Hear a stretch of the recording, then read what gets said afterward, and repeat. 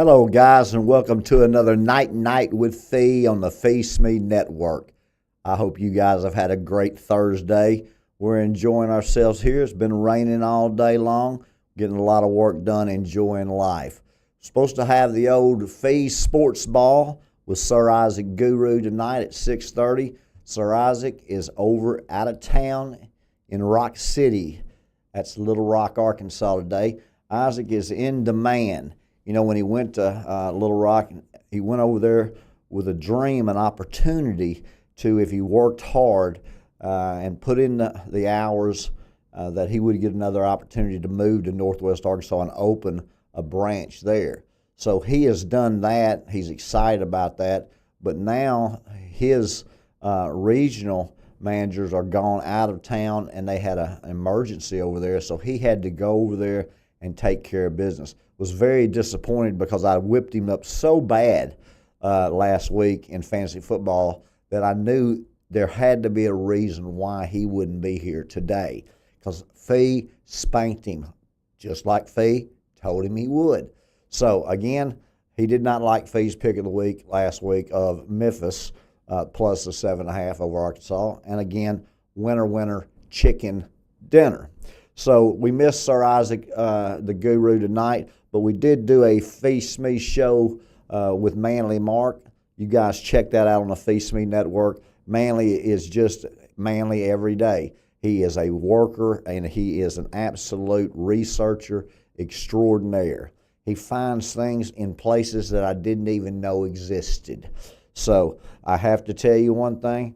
This will be my last show of the week as I have to travel. I have a conference that I need to go to, do a little business, spend a little time, and then I will be back here Monday for the Phee Smee show and for Night with Phee. So tonight we're talking about Happy Daughter's Day. Happy Daughter's Day. I tell you, when I was growing up, my brother was 11 and a half years older than I was. So by the time he was in a senior in high school, I was in the first grade. And in my second grade year, he went to college and was kind of an adult from that point on in my life. So I always wanted to have a bunch of brothers or sisters or a bunch of kids that could grow up together, hang out together, be a big family, and then get married and have a bunch of grandkids. That was my goal.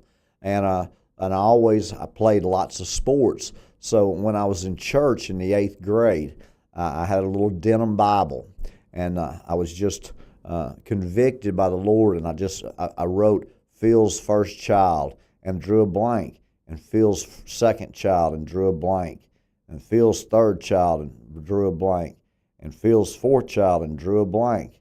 Now, I still have that Bible. But when I was in the 8th grade, I really wanted 4 boys because I hadn't had any knee surgeries. I was a decent athlete, and I thought, well, man, I'm going to have 4 boys, and we're going to have a great time growing up and playing sports and enjoying life.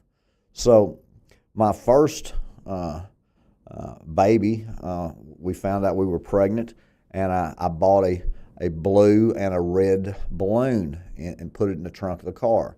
We went to the doctor, and they said it's a boy. So I said, great.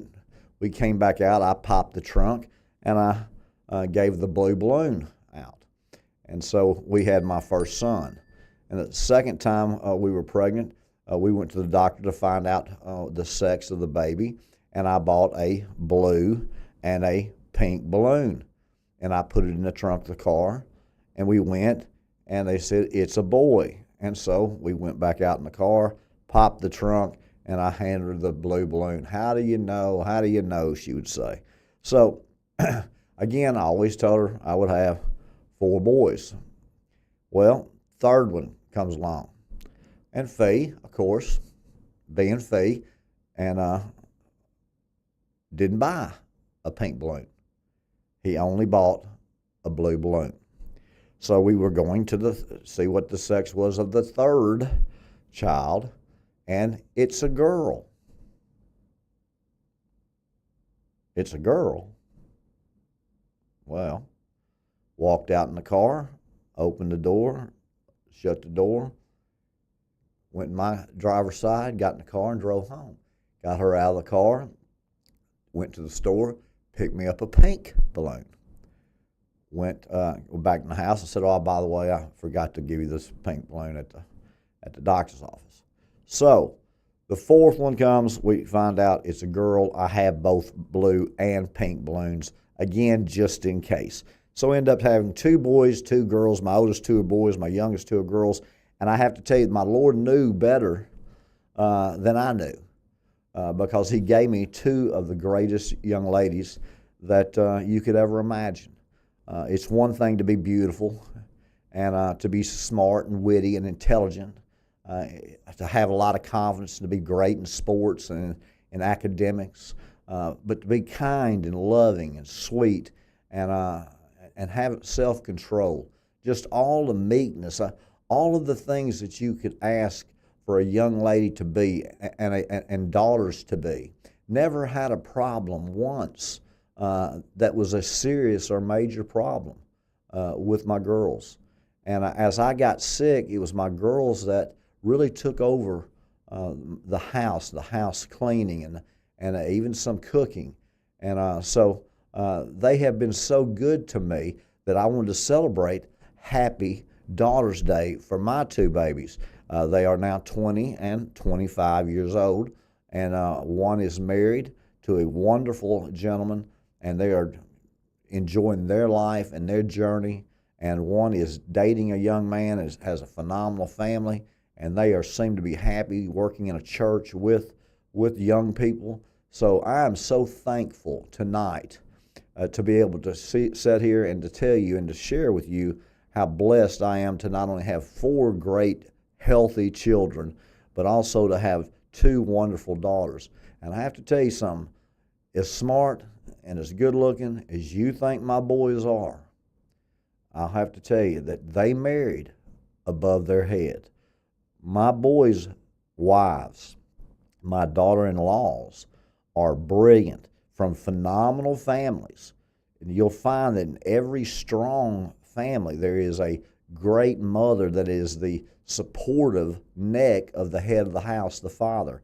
And those 2 young ladies that married my sons have 2 of the most exemplary examples of what a man and woman to be united in marriage and to have children and to watch them grow and to raise them. And I tell you, I've got 2 beautiful, wonderful, smart, with high energy young ladies as my daughters, and 2 phenomenal young ladies with high energy and high value as my daughter-in-laws.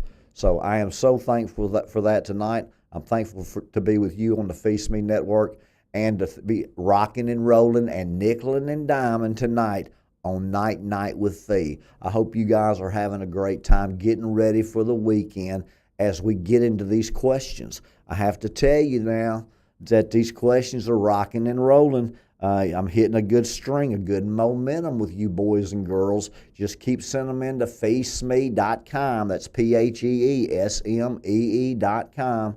You'll see the questionnaire there. You can send them in for any show you want on the Phee Smee Network. Whether it's Manly Mark, whether you've got something for Sir Isaac, the Guru, or whether you've got something for Phee Smee, the one and only, the cat daddy of them all, right here on the Phee Smee Network. Send them in, hit that share button. Let's get this message out. Tired of being in that void that nobody knows. Nobody knows. You ever heard that song? Gloom, despair, and agony on Phee. Deep, dark depression, excessive misery. If it weren't for bad luck, I'd have no luck at all. Gloom, despair, and agony on Phee. My daddy loved hee-haw. Of course, they weren't singing about Phee. I just changed the words to have a good time. So that is a tribute to my father, who, by the way, absolutely loved my daughters and passed away on my oldest daughter's birthday. So, again, let's get into these questions, folks. and we will rock and roll tonight on Night Night with Phee. Phee, my grandmother had radiation for her lung cancer, and it actually accelerated her tumor growth. Have you heard of this before? Thanks, Steve in Missouri. Steve, you will find in some chemotherapies and in some radiation treatments that not only will it spread the tumor, but it will also accelerate the growth. A lot of times in biopsies, when they put that needle in and it secretes out, and they're getting a sample of that tumor, it will then secrete out of those organs or secrete out of those cancerous cells and then spread also there. So yes, there are better treatments in the future coming once people realize that tumors will not grow in an alkaline environment, and then you'll be able to remove those tumors, replace them with some exomes and some stem cells.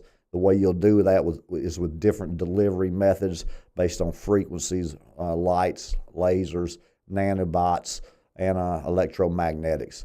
But if you can time release and pop them after you've freeze-dried the cancer or removed the cancer, much better than chemotherapy that kills all of the cells around it and really puts you at risk of infection, and is just, a lot of times the hospitals or healthcare systems will say death by treatment is worse than death by disease. So that is one of their outs on if you have a living will and you're terminally ill. But the key is you'll find that radiation in some cases that does accelerate the growth. There's no question about that. I think you could probably find that in a certain amount of minor cases, but they would have to report that, because it's not just like 1 out of 100 or something. You'd find it, probably in that 4 to 5 out of 100 range. But radiation and chemotherapy had its day. It's very primitive, and it's if you go into a dental office and they do an X-ray, they're putting on metal sheets over them or vest over them. Radiation in any form is going to affect the brain chemistry of your body and poison your blood. A lot of possibilities for radiation and chemotherapy for growth of tumors and cancer. You'll find that in some cases they're very effective, other cases they're not effective, and other cases they make them worse. So I hope that's answered your question there when it comes to your grandmother and her having radiation. I would tell her to get on an alkaline diet immediately, get some algae tablets, get off any high fructose corn syrup, any artificial flavoring, any artificial sweeteners. Don't cook her food in any vegetable oil. Drink water, no soft drinks. Drink coffee with honey, half and half. Green tea with honey, half and half. Limit what your food intake is to a certain amount of fruits and alkaline diet, greens, proteins, and then you want to eat a whole lot of them. You want to make sure that your body is getting that nutrients. And if you're going to take algae tablets, if a healthy person would take 3 to 9 a day, you would need to be taking 10 every time, 10 to 30 a day. Make sure that your pH level is on that alkaline side rather than that on acidosis or that toxemia side. So, yes, I do appreciate the question, Steve, and I wish your grandmother the best. May God bless her in her treatments with lung cancer. Next question, Phee. Phee, give me some handicap picks for this week's Key College and Pro Games. Coach, Art in Tennessee.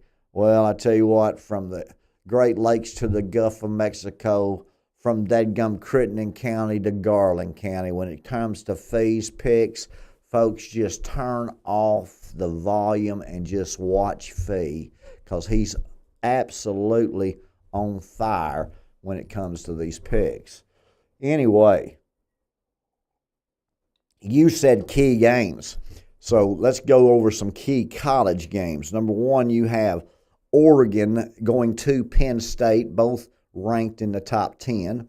You have Georgia at home against Alabama, both ranked in the top 20.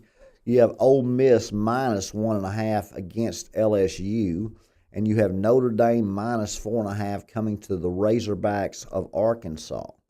Those are the 4 college games that I picked. Number one, I will always take Oregon or whoever's playing Penn State when they're giving me points in big games. James Franklin's done a phenomenal job at Vanderbilt. He's done a great job at Penn State. They did break through and win a couple of games last year. But normally, you'll find from a handicapper standpoint that when Penn State plays a top-ranked team, they normally lose, much less cover. So Oregon can score. They're explosive. They are the new West Coast dominant team. USC's trying to get back there, but they can't find a defense. But Oregon can play with anybody in the country. They're probably not going to win it, just like they didn't win it last year. It seems to revert back to power football, great defenses when it comes late in the season with win in advance or lose and go home. So Oregon's always amongst them, going to continue to be. They keep getting these athletes. Nike does a great job with Phil Knight with their NIL, and so they've got the money to field a team. And I just think it's comical that when Phee starts talking about college football, he's talking about the money to field a team. Just shows you how old, water just keeps on flowing and time just keeps on ticking into the future. I don't know if you ever heard that song. Never had a lesson, by the way. But anyway, I like Oregon. If that was going to tell you anything, I would tell you Oregon plus the 3.5 is a very, very strong play. Next, Georgia minus 3 at Alabama. Alabama's got a tough week coming to Georgia. Georgia's the better football team, and Alabama's time to be dominant in the SEC is over. They're still going to be a top 15, top 20 program every year. They're going to win 8 to 10 every year. But Georgia, with Kirby Smart and those athletes, they have become the new standard in the SEC. You give me the Dogs at home with just a field goal, you buy half a point, make it minus 2.5. Really, really strong play as Georgia, I believe, beats Alabama by at least a touchdown. Your third pick in college football would be the Ole Miss Rebels minus 1.5 against LSU, the Tigers. One of my favorite games to watch when I was a kid every year. I can remember being across from Razorback Stadium after Arkansas had played in their game. Remember, Fayetteville didn't have any lights, so when my brother was in college, they had rented a house just a block on the other side of the stadium. And so after the game, we went to that house, and they had a rock fireplace. And I love rock fireplaces with a big roaring fire.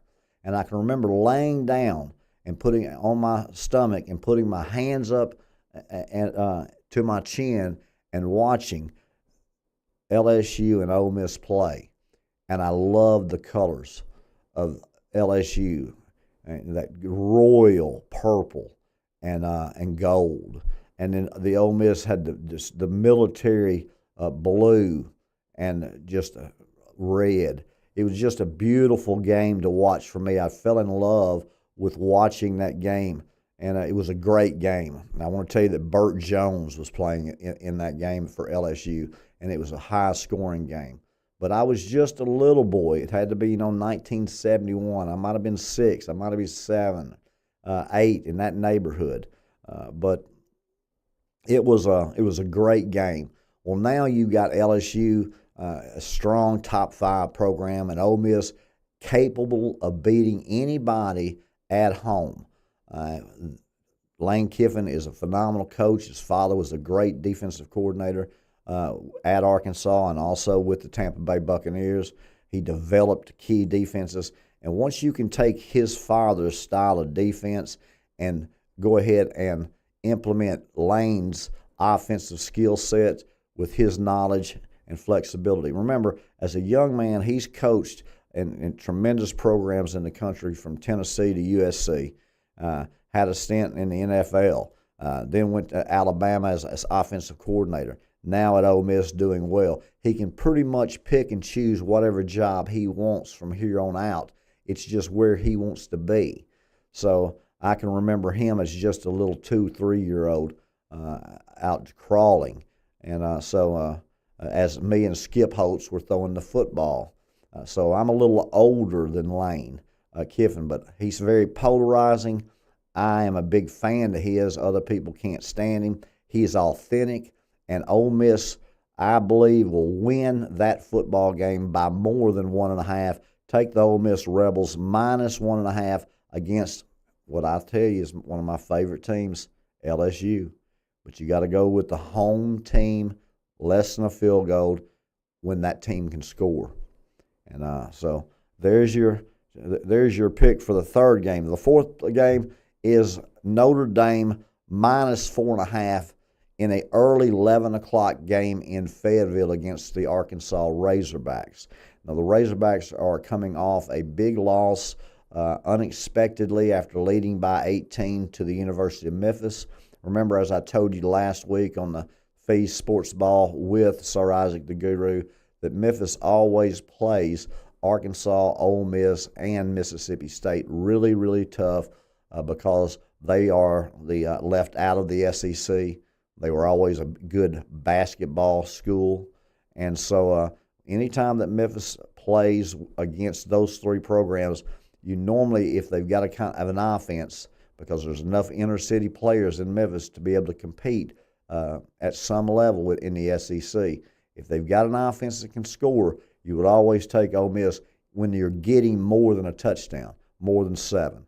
So last week it was 7.5. I automatically went to the University of Memphis. This week you've got a different story. You've got Arkansas in turmoil, and you've got some injuries. You've got Notre Dame already lost, have lost 2 games this year.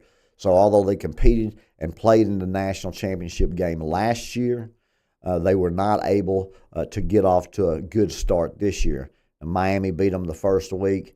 The second week, they also got beat by Texas A&M. They go 0-2, then they win pretty easily. So now they come into Fayetteville. They're more than a field goal favorite. They're 4.5. I would tell you that Arkansas will play well at 11 o'clock in the morning. It's an early game for the Razorbacks. They normally will play very well early. I do not think they can stop Notre Dame's run game. I do think Notre Dame beats them by more than a touchdown in the second half. So I would like Notre Dame by more than a touchdown against the Razorbacks in Fayetteville. Take Notre Dame minus the 4.5. So those 4 plays in college again. You have Oregon plus the 3.5. You have Ole Miss minus the 1.5. You have Georgia minus the 3. And you have Notre Dame minus the 4.5. Now we'll go on to the pro football. You've got some great football games this weekend when it comes to professional football. Remember, you have a lull from weeks 2 and 3, and then it starts powerhousing. You know, anytime you've got Penn State, Oregon, Alabama, Georgia, Ole Miss, LSU, Arkansas, Notre Dame. You've got Auburn's playing Texas A&M. You've got some really good football games now, and in the pros, there's no different whatsoever. But I picked the ones that I like the most as far as the handicapping aspect. So my 4 games in the professional leagues. My first one, I'll start out with a really hot team that took it to Baltimore, which I'd picked to be both of these teams, Detroit and Baltimore, were 2 of the 4 teams that I picked to be in the Super Bowl. I try to narrow it down to 8 AFC and NFC playoff teams, and then I'll go down to 4, 2 in the AFC and 2 in the NFC. So Detroit and Baltimore played last week. Pretty good football team or game. Detroit won. Now they're playing Cleveland. That's Detroit minus 9. I like Detroit to win by 2 touchdowns. I believe Detroit is on a roll. You play that momentum. They're going to score 40. Jared Goff is doing well. The Gibbs boys, a freak. The Williams, they got playmakers everywhere. The defense is getting healthy. and they do have the best, in my opinion, coach in the NFL at this time. He's a guy you want to play for. He's the kind of guy that you don't want to leave the facility. You want to stay there. After a win, you want to celebrate with them, with him, with the team. That's what a leader is. Everybody's got athletes at those levels. And so if you can build a winning culture in Detroit, which hadn't won in so long and couldn't win with Barry Sanders, that if you can win in Detroit, then you're a phenomenal, phenomenal football man and a coach and a leader of men. So I like Detroit minus the 9 against Cleveland in what I think will probably be just like I picked Baltimore 2 weeks ago, and a blowout just like I picked Indianapolis the first week in Miami. It was a blowout, and I'm telling you right now, every week I'm going to give you at least one that is a blowout. And so that is the game-winning lock pick most of the time, and I'll go 80% on the year for that. I will miss some. Nobody's perfect. But take Detroit minus the 9 against Cleveland. If you look, then you look at Dallas plus the 7 at Green Bay. They're at home. They just lost CeeDee Lamb. Green Bay's a little beat up, but Green Bay's a phenomenal football team, and Green Bay deserves to be favored in that game. If the line was 3.5, 4, I would probably play Green Bay, but you don't give Dallas with that offense that can score with that tight end and George Pickens. You don't give them 7 points at home. Buy half a point, take you plus 7.5, and enjoy some good old Texas barbecue when that's over. Because the Cowboys normally you can fade them because of the public's line, but that line at 7 is too high for Phee. So jump on the boys and have a good day. Third pick would be Kansas City plus the 3 against Baltimore. There's another phenomenal game as Baltimore and KC are both playing every week. Their schedule is tremendous. Both of them 1-2, and both of them, two of the top 4 football teams in the NFL. Both struggling. Both have to have a win. So what do? Well, you look at who's home. How many times have the Kansas City Chiefs lost back-to-back games in Arrowhead in the last 5 years? And when you look at that, and they're getting points at home, you just play the KC, the home dog in Arrowhead, and enjoy watching that game. I don't know what will happen. I know Baltimore was going to score. I know Baltimore's the better team. But at some points, you have to realize that Kansas City won back-to-back Super Bowls and played in a 3 straight. So they didn't just forget how to play football in KC, and you might actually want to go get you some beef tips there, because KC barbecues, right up there with Texas barbecue and North Carolina barbecue, which you're all way and looking in the rearview mirror at Memphis barbecue. Because, again, Memphis barbecue is the best barbecue. Take it from Phee, the one and only. When it comes to barbecue, Phee knows Memphis is the best barbecue. And got to take KC, underdog plus the 3. Last pick, I like it. Some folks won't like it, but you got Tampa Bay, the Buccaneers with Baker Mayfield at home getting more than a field goal. Philadelphia minus 3.5. I like Tampa Bay's offense. I like their ability to run the ball and to score. I like Baker in space, on the move.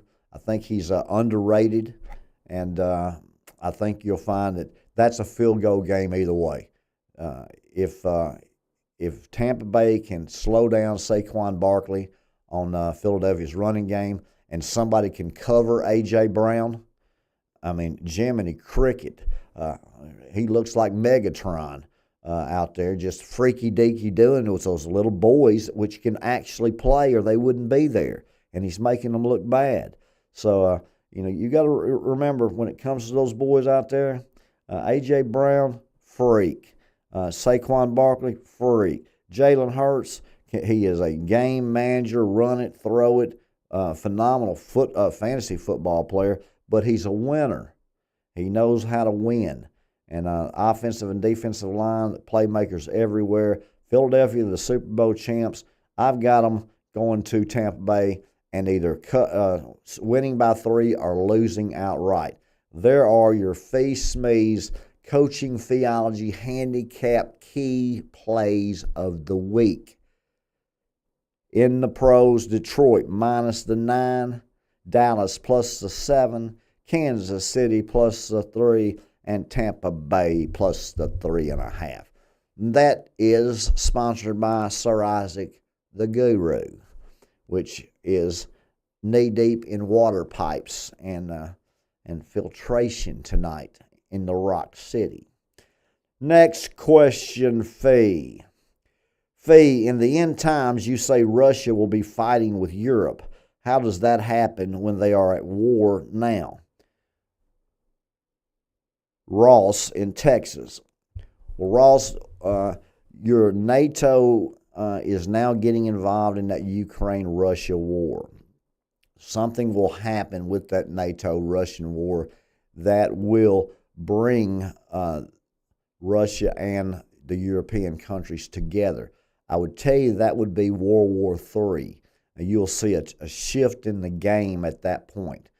Until that point is over, you're going to look at basically two sides. The BRICS nations, which is the Brazil and Russia, India, China, Saudi Arabia, trying to redevelop the trade and the foreign currency, trying to really do what the United States with these tariffs are doing. They're trying to do by devaluing the dollar on more of a long-term plan, and they've been succeeding.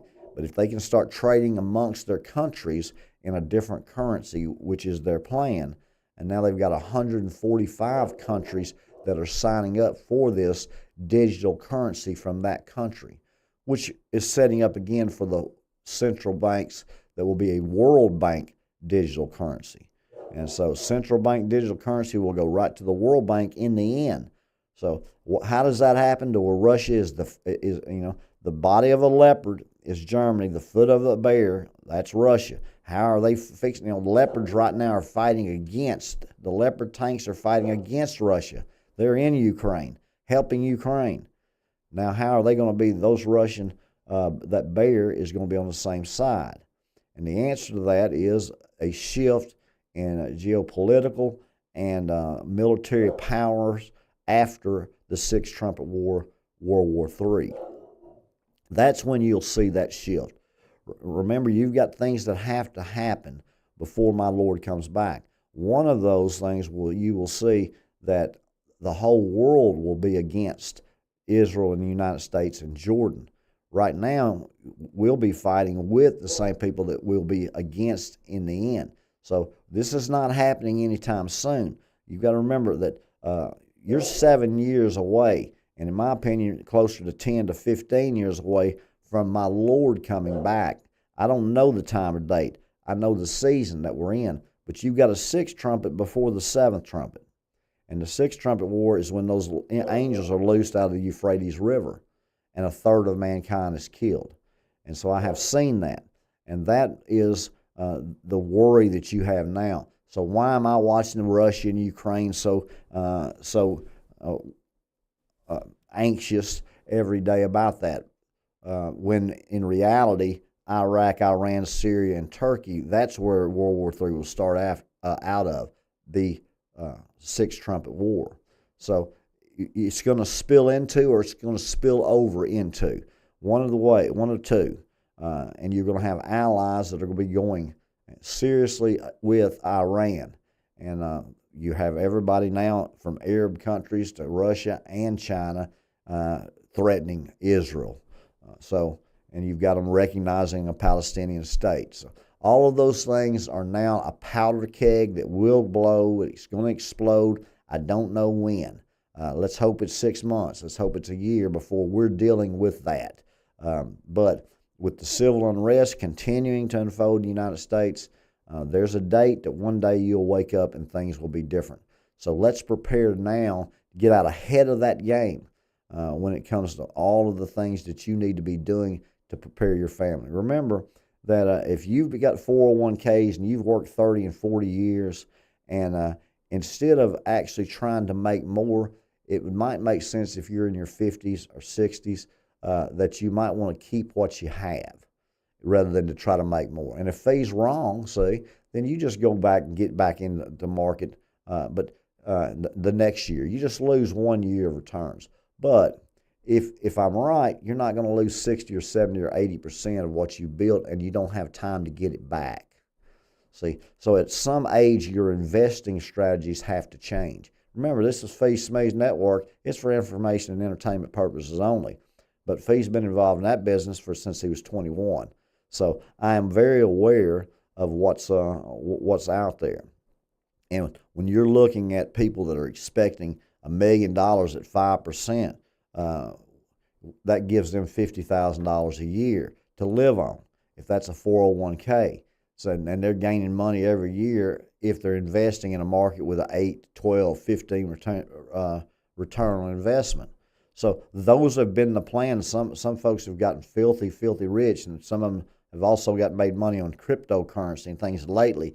And when you make a lot of money later in life, it's important that you don't just keep playing blackjack, that you get up from the table and readjust your strategy. So there's where you are right now as far as what I would be looking at to prepare for World War III and the Sixth Trumpet War and a supply chain disruption and a grid disruption and a civil unrest, cyber terrorist attacks. Very chaotic in the United States in the future, the near future. But how soon will that World War III spill over if it starts in the Middle East and then it flows over into NATO and in Europe, or it's in China? Will we have an extra 6 months? Will we have an extra 3 months? Or will it hit here first? Right after it goes to Iraq, Iran, Syria, Turkey, bam, will we be under attack? So those are the things that if you don't know, you need to expect the best, but prepare for the worst. Because after I should have done this, but I should have done that. That's not going to be a very good comeback because you're not going to have a lot of time in order for that to happen. So I can only tell you that Russia and Germany and the European Union, with the United Kingdom, they will all be on the same side at the Battle of Armageddon. Russia is Gog and Magog in Ezekiel. I can assure you that the United States is the wing of the great eagle that carries the woman in the star with the 12 stars into the wilderness for times and a half a time. That's 3.5 years. That's 42 months. That's 1,260 days. And that's where we're going to be standing strong and powerful right at the very end before the Battle of Armageddon. And that's the biggest blessing and what we should be more thankful for as the United States American citizens that you could ever imagine. Because a third of the world is fixing to die. When those angels are loosed out of the great river Euphrates, 1/3 of mankind will be gone. So let's prepare for that today, and let's not worry about trying to get an extra 12 to 15% on return on investment next year. Let's put a little pause. Let's see if we can keep what we got rather than try to lose what we have if you've been working 30 or 40 years in that type of business. You'll find that Phee, he makes money, he loses, he makes money, he loses. I have seen my future when it comes to what's going to happen. I just don't know what has to happen before that. See, so whenever you're trying to handicap or to evaluate talent, you need to try to do so beginning with the end in mind. So that's important in any type of business deal and any type of sporting events. You want to see the result before it happens, and then you want to try to plan a strategy to get through there and to make that happen. And so when you have all of these other outside influences that you can't control, then that brings uncertainty from a timing issue. But anyway, I do appreciate that question as far as Russia fighting with Europe now, but will be with Europe in the end. And as the feet of a bear, there's your 200-man army right there. I would expect that as a foot of a bear, they'll be the foot soldiers. They'll be the military fight when it comes to that. So what happens to their alliance with Russia and with China and India and Brazil and Venezuela, and you just don't have any idea how that's going to scatter that board in order to then restart a new game that will play for the world championship. So World War III changed it. But Russia still thinks that China is their biggest threat only because they're so close to each other. It's a powder keg over there, folks. If you just go look at the world map and see how close India and Pakistan and Russia and China and the Middle East and Egypt and Africa all are. Just look at that world map and see what conflicts and how thankful we are for that Pacific and Atlantic Ocean. And if we can get these walls and our southern and our northern borders secure, then we're very, very good from a strategic standpoint, being isolated with those oceans on both sides. Remember, the biggest threat I've told you for many, many months now when it comes to security is Canada. You're going to have some real problems with Canada in the future. You've got a socialist, communist leadership up there. You've got a strong Islamic, Muslim community up there, and you've got people that are concerned for the last 3 to 5 years about the southern border, when there's been a whole lot of people coming across that northern border without people knowing anything about it. So we've got problems in the United States. We're going to take care of it. Our president was anointed for this. A movement is starting now, an evangelistic movement to get people back into closer to Christ and to have a personal relationship with Him. So that is good that we're moving in that direction. We're going to have to do a lot of things in a quick manner, and that doesn't mean in the next 12 hours. But we can't stay stagnant because we've got an evangelistic movement preparing for the years we have left, because this is the season. You don't have 20, 30, 40 more years. I have to tell you, it's not going to be 2055 and you boys talking about going to Mars. You got too many things going on right now that I have seen, and I have told you in the past, and will continue to tell you on the Phee Smee Network what will and is happening, and will always try my best to make sure it's clear enough for you to get, but not clear enough ahead of time for the other side to know the plays. So there's where we are, and I do appreciate that question when it comes to Ross in Texas. Next question. Phee, when do you think the UN will implement the recognition of the Palestinian state, Nance, in Oklahoma? Nance, the United Nations Security Council will pass that legislation. The key is the United States has veto power and has used its veto power anytime they've tried to put pressure on Israel in the past, and will do so again. So just because the United Nations votes on and recognizes doesn't mean that they can implement yet.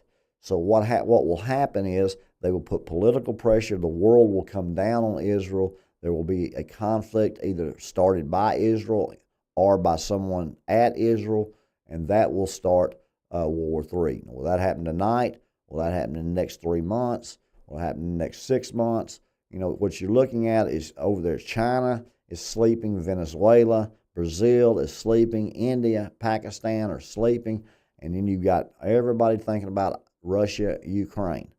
And then what is Israel doing with the terrorist proxies of Iran? Now you've got reports that Iran is on high alert and is building with China's and Russia's help their nuclear facilities back at a very rapid pace. So those are all things to be looking at. But what you'll know is you'll wake up one day and something will have happened, and then the next day something will happen, and the next day something will happen here, and you'll have 3 or 4 days that will change, and then boom, that shift will occur. And that's when things will stop to a halt for a short amount of time. And the longer the period of time, the more chaos hits. And then the more susceptible we are to attacks from foreign countries. So those are things we have to look at in the near future. Not the rapture, not the Antichrist, which people are trying to pick from everywhere. Remember, you've got a real serious point of contention that has to be done, and that's that third temple has to be built. A lot of these things are going to happen after that third temple's being built. They can't happen before that third temple's being built. So let's not worry about that until that third temple is getting built. Right now, we focus on the sixth trumpet war. Not 3.5 years into that temple when the Antichrist stops that sacrifices. We know that's 3.5 years away from when the temple's built. The temple hadn't been started being built yet, although they say January it will be. But what happens? They said the reason Hamas went over and slaughtered those people on October 7th is because of a deal that was being made to normalize relations from Saudi Arabia and Israel for trade different talks. Now you've got the Abraham Accords are 5 years in, and more people are wanting to sign. More Arab states are wanting to sign. And what's happened? Israel turns around and they go after Hamas or the Houthis in a country that the United States is very friendly with. So there's all kinds of things going on behind what you're hearing from the press room is not always what's really happening. They tend to, you're on a need-to-know basis with our government, and that's fine. Obviously, there's a portion of our country that doesn't need to know anything because they're anti-American and they're socialist and communist that are in our country to cause chaos. They're funded and bankrolled, and they don't mind losing $10 billion to cause us a lot of problems. So let's get together. Let's support our military and our National Guard, our first responders, and our police. And let's be happy to be an American, and more happy to be a child of God, a part of the saints, the elect, to have a master and to have a Lord and Savior. So that's what I'm thankful for tonight, and I'm thankful for my daughters also as they continue to bless me as I get older. You know, the United Nations, the recognition of the Palestinian state is just the beginning. I've been waiting for 2 years for that United Nations meeting because this is the start. The game is underway. There hadn't been any scores yet. They might be just filling each other out on the offensive, defensive side, but they've got a plan, and they're implementing that plan now as the game is kicked off. And so we'll see how who gets out on top and what big plays are made early on. Remember, it's a long game, so let's stay ahead of them. Let's keep momentum. Let's nickel and dime in one line rhyme right here on the Phee Smee Network. So again, I do appreciate you guys tuning in tonight.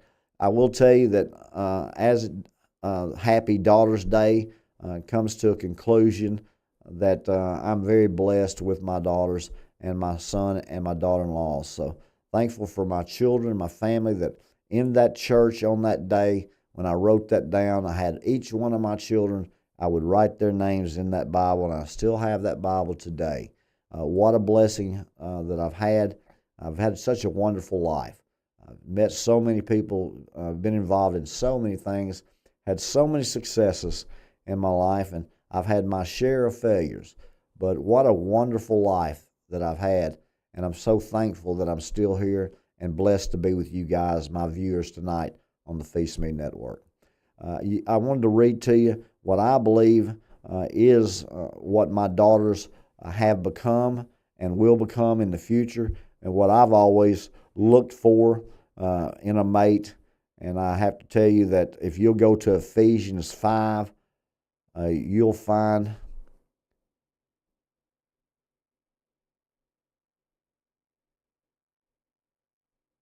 in verse 22, Ephesians 5:22. Wives, submit yourselves unto your own husbands, as unto the Lord.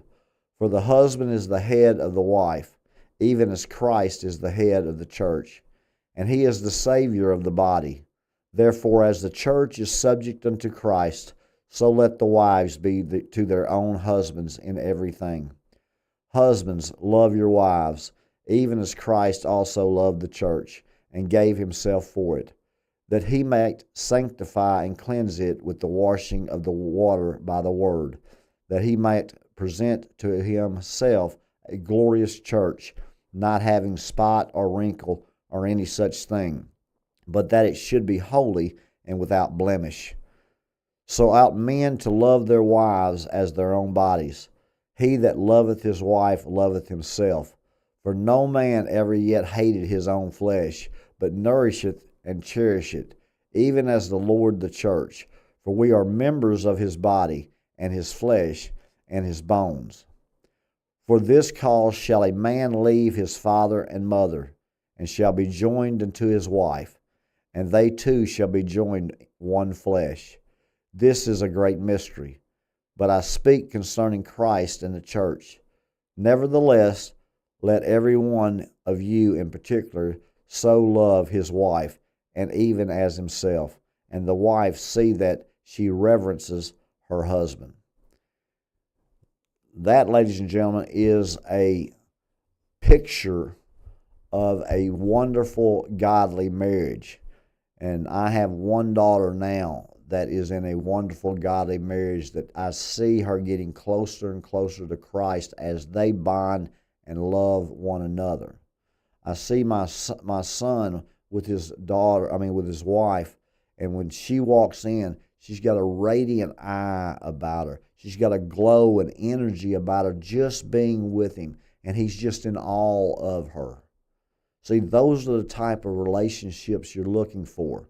And as a father, Happy Daughter's Day, I could not be more proud of what daughters they were, what women they are, and what wives and mothers they will become.